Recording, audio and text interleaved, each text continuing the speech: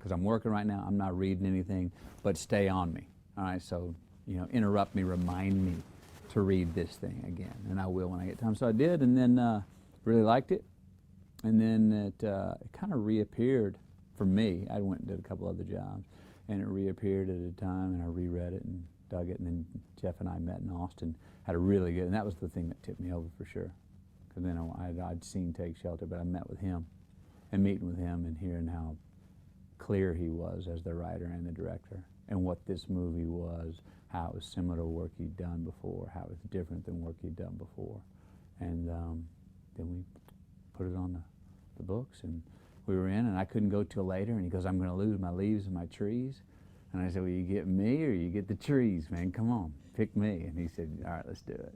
I was just coming off a couple of very sort of magnanimous, extroverted roles, and I didn't have much turnaround time coming from those to this. And Mud's much more of an inside, inner, things are going on inside with him and how he expresses in his thought process. I mean, the main things that I did, one, I'm comfortable with the environment. It was just like Huck and Tom, you know, and two, I'm comfortable with kids their age, and three, I know how to love somebody with all my heart, which that's the main thing with Mud. I like to call him an aristocrat of the heart. He's committed to love. He is, with this love with Juniper. The main thing that the work I needed to do was how to get his speech and how his thought process works. You know, his mind, he's a guy whose mind's racing all the time for what the next move should be. But he's also a guy that, and I understand this a lot, it's almost like the reach is better than the grasp for him. He's always on the approach to try and get Juniper.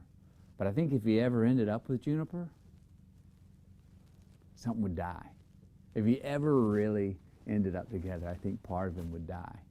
So he's a real dreamer and a poet like that. And when I say an aristocrat of the heart, he's committed. You don't talk about how far somebody will go for love and how much endurance they'll go through, and then what they'll do, and in this case, in this story, even kill a man over it. Yeah, he's committed.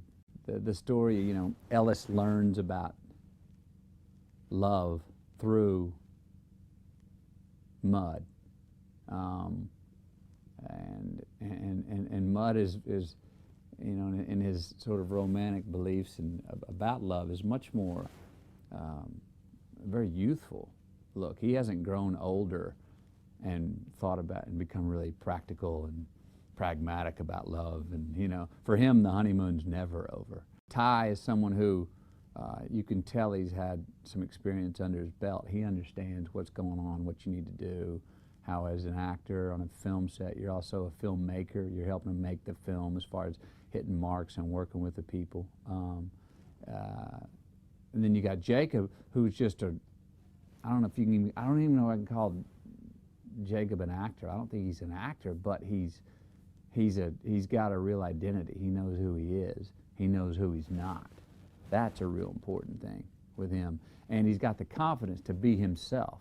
So you get someone like that in front of the camera for the first time, they may go, it's all on me, you know, and then they're not able to be them. He could give a two shits about where the camera is, you know, and that's what you want, is to have that natural sort of behavior. And you say, you're going to walk down there, you're going to do this, and you're going to come back.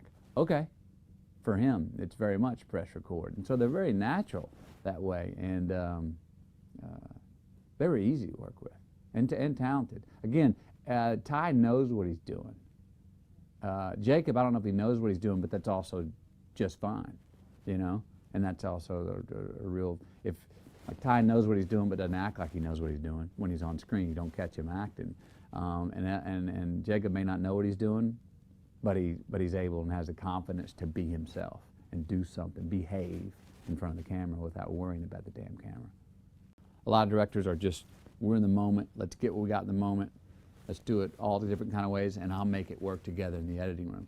Jeff, as the writer and director, he's already making the cuts in his head. He's seeing the edit points. he's stopping in between shots and adding up what he just shot and editing in his head. So he's making the movie as he's going. Thorough, not overly precious about what he wrote either. He and I have a similar sensibility about what we like about films.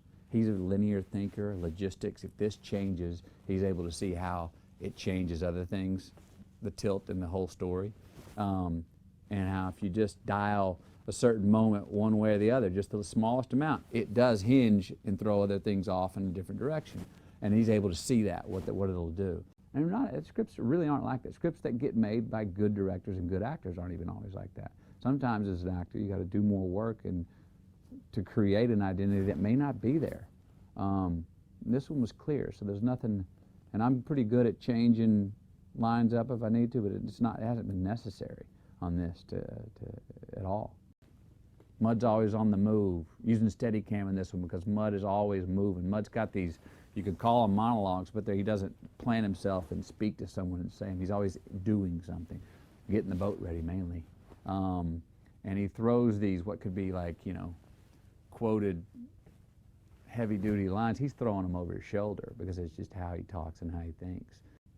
It's a romantic story. It's an innocent story. It's an honest story because it's not, even though it's a love story and about romance, it's not. It's about the dream of what that can be, but it also shows the reality of what that is when it doesn't work out through Ellis's parents or Juniper and Mud. In the end, the fairy tale doesn't work out. But it's a big thing that's the main thing that's kept Mud alive and turned him on and lit his fire since he was 10, So he's still a dreamer in that way, and I think that's the romanticized side. I think it's maybe more of a Southern thing, and there's just more room to not to think, but there's more room for great thoughts to come by in the South. I don't think more in the South. I think less in the South, but when I have more latitude, the truth comes by more often. There's just more room for it to put yourself in a position to where it arrives on you, and something in that. So there's something to that. There's also this about the South. There's not really many crises. There's a lot of the fire may be coming, the flood may be happening, but it's really not a crisis. We'll rebuild, you work through it, and that's another great thing that I think is somewhat, I think you could say is pretty unanimous, and that's not a lot of false drama. I like that.